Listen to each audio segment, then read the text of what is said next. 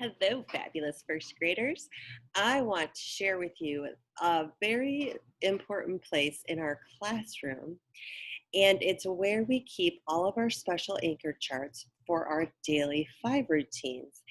And since we're just getting started with Read to Self time, I thought I would show you our anchor chart that was here from last year, and we might as well talk about it because it has the same good fit behaviors that we want to be practicing for this year.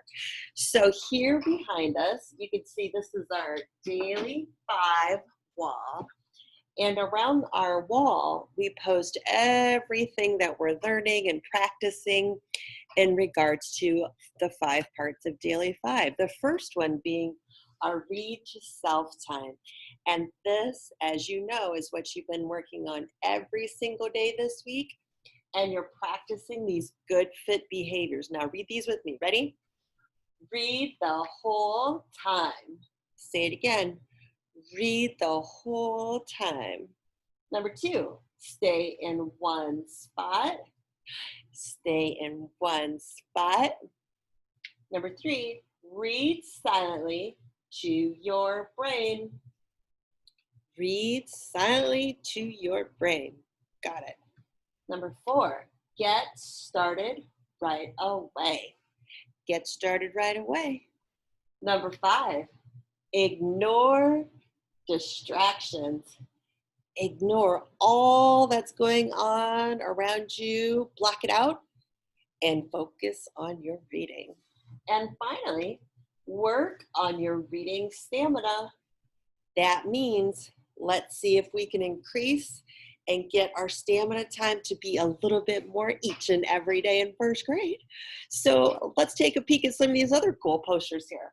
Here, this one says, make sure you find your space bubble, just like a big bubble is around this girl, and that she takes it with her wherever she goes because she doesn't want anybody else to interfere in her personal space bubble because that would interrupt her reading, right? And then stamina. Remember, we've been using stamina every day, and it's such a great word to say. Stamina, sticking to it even when it gets hard.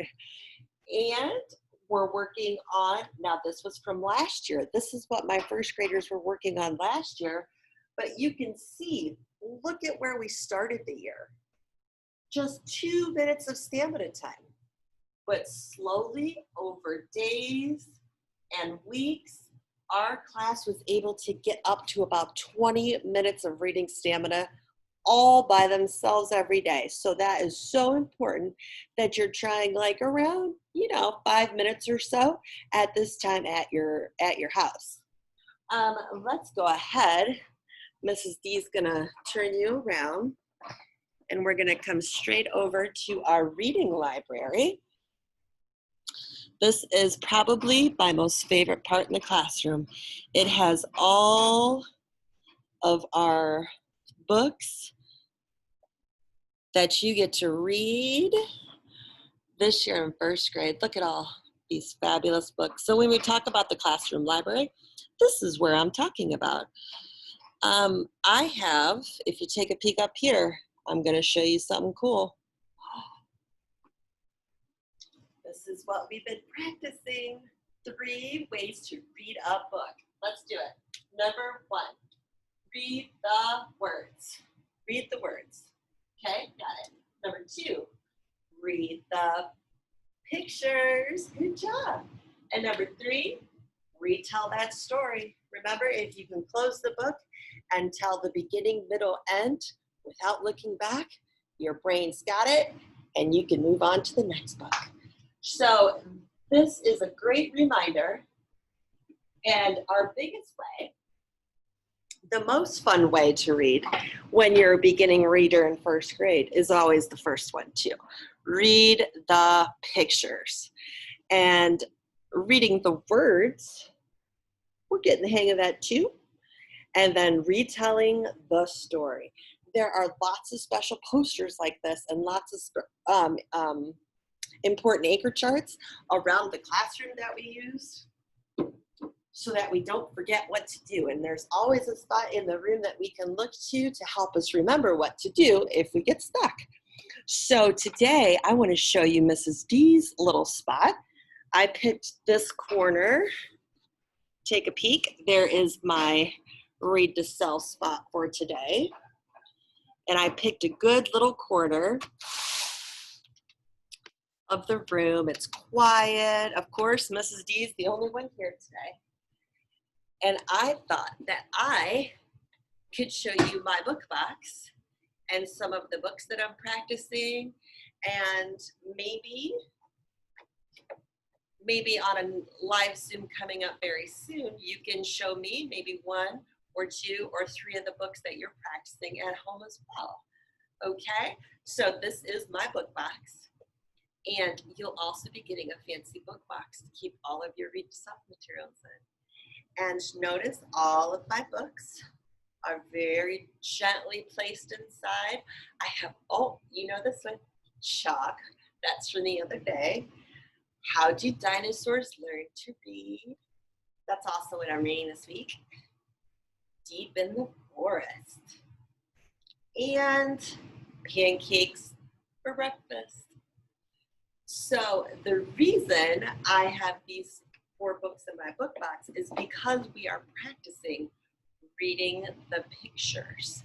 And very soon, Mrs. D is going to say, okay, now it's time to go ahead and put the words with the pictures and take a peek at just a few of my books. This story is called Deep in the Forest.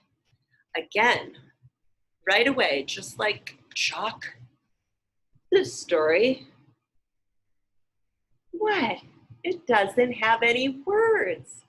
What do we call those books with no words? A wordless picture book, yes. So right now, Mrs. D, because that is our goal this week, is to be reading the pictures as best as we can and then putting together a story in our mind using our imagination that makes sense to what the story is showing in the pictures. So these 3 books, I got pancakes for breakfast. This also has all pictures, no words. And this is to help me, what is that called?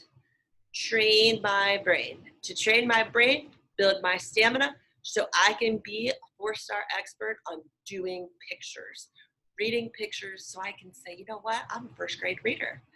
And then getting into next week, we'll get into putting those words in and retelling stories. Okay, so if you have some wordless picture books at home, I want you to practice them really good. But if you don't, you can use our digital library page and you can turn the sound off. And that way you can look at the story as it's moving along and you can make up your own version based on what the pictures are saying. Okay.